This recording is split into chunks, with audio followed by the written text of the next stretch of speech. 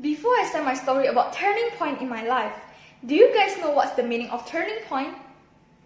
Or have you ever experienced it? Turning point is a critical time in your life where big decisions could lead to big changes both in work and in life.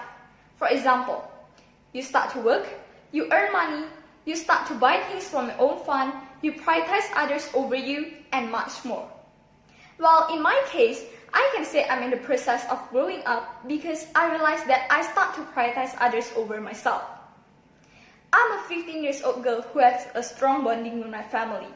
I always spend time with them at night, especially with my grandma.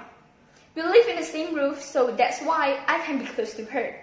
I remember when I was 12 years old, I always persuaded my grandma to play Uno with me.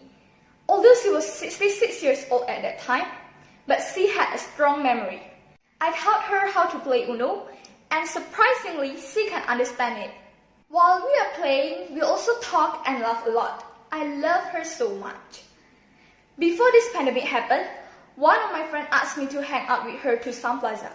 I enthusiastically said yes to her, but suddenly I realized that my grandma would be alone if I joined my friend.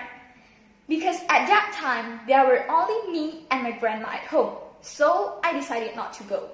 I prefer to accompany my grandma rather than going to Sun Plaza. Besides, I can go there whenever I want. And I think having a moment with my grandma is more valuable because time cannot be reversed, so we must use it as good as possible. I don't mean that my friend is not valuable, but it's risky to leave my grandma alone. And I just think that I can hang out with my friend and another time when there's people can look after my grandma. From there, I realized that I can also prioritize others first and can beat my ego. From that moment, I think I became a bit more mature. We are getting more mature every day, and that is what we call it as growth. Never be so busy as not to think of others. I'm Irene, thank you.